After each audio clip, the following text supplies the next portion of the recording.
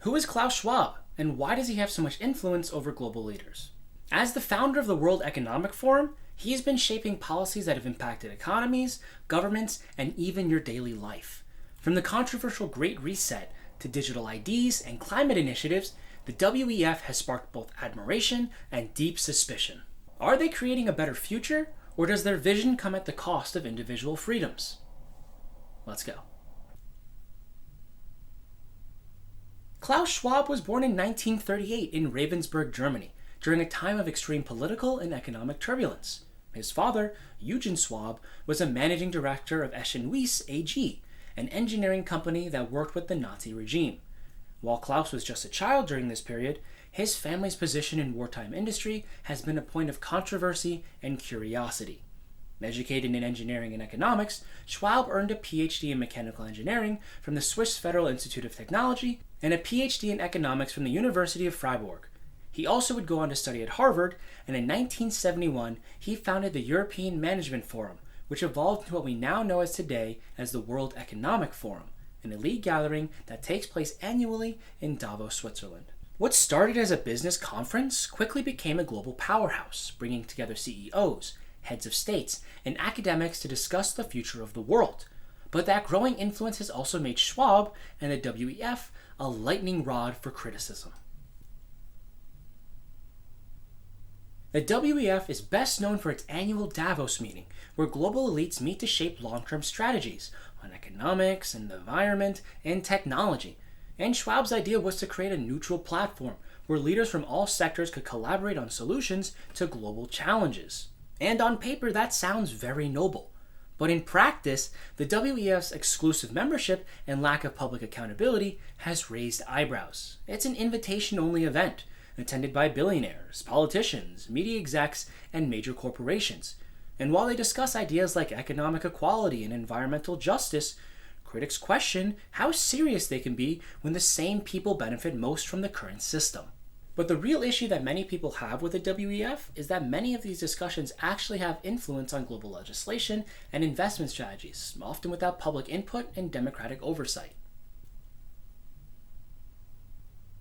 In 2020, in the wake of COVID, Klaus Schwab introduced a bold initiative called the Great Reset. The idea? Use the crisis to rebuild global systems to become more sustainable, equitable, and resilient. It promotes stakeholder capitalism, green energy, digital transformation, and broader social safety nets. Sounds forward-thinking, but not everybody was convinced. The phrase, "you'll own nothing and be happy," went viral and became symbolic of fears about losing property rights and personal autonomy. Many critics saw the reset not as a reform, but as a rebranding of global technocratic control. They fear it could centralize power even further, giving corporations and governments more control over markets, properties, and even personal decisions. And that's where fear started to merge with conspiracy, which we'll talk about later. One of the WEF's most controversial areas of focus is its push for digital transformation. That includes digital IDs, cashless societies, AI governance, and central bank digital currencies. Proponents argue these innovations will reduce fraud, increase efficiency, and modernize outdated systems. But critics say that they open doors to constant surveillance, data control, and even behavioral monitoring. In some scenarios, critics argue that this will be similar to China's social credit system, where access to services depend on your behavior. And with no clear democratic control on how these systems will be implemented, a lot of people are right to ask, who are watching the watchers? Another pillar of the WEF's agenda is climate change, and here's where things get even more divisive. The WEF has supported carbon reduction targets, cutting fossil fuel reliance, and promoting alternative proteins, like lab-grown meat and even insects. Again, some see these as necessary, but others see overreach. Critics worry that policies inspired by the WEF principles could lead to government mandates that limit food choices, increase living costs, or force lifestyle changes on the public, while the elite continue business as usual. The fear isn't about sustainability. It's about who decides what's sustainable and what will be the cost for everyday people. Now, the World Economic Forum's influence doesn't just stop at conferences. Their Young Global Leaders program includes high-profile alumni like Justin Trudeau, Emmanuel Macron, and Angela Merkel. And these are not just industry figures. These are heads of state. This leads many to believe that the WEF isn't just a discussion forum. It's shaping actual policies around the world.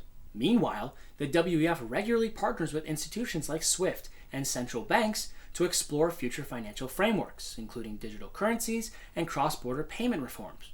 While it doesn't directly control these systems, the overlapping goals has sparked debate about its outsized influence over global financial direction. To be fair, not every criticism is grounded in fact. A lot of the concerns are actually now full-blown conspiracy theories, like planning pandemics and overpopulation control, and these are not supported by genuine facts and evidence. But that does not mean that these people's suspicions are unfounded. There are real tangible concerns about the centralization of power, the lack of democratic oversight, and top-down decision-making by individuals and institutions who face little public scrutiny. In a time where trust in institutions is declining, the WEF's private elite nature makes it an easy target, and sometimes a deserving one. Now, Klaus Schwab and the World Economic Forum aren't your cartoonish villains, but they do represent a form of global governance that relies on influence without elections and power without borders. Whether you see them as visionaries or overreaching technocrats, one thing is certain, that the ideas that they're pushing are not just suggestions. They're impacting laws, investments, and shifts in society. Now, the question should not be, does the WEF have power? Because it does. The question should be, who's going to hold them accountable? And with that, I'm Evan, and thanks for watching. If you liked what you just saw, then click on the video here. Also, if you haven't, like, subscribe, and hit the bell icon so you don't miss any future videos.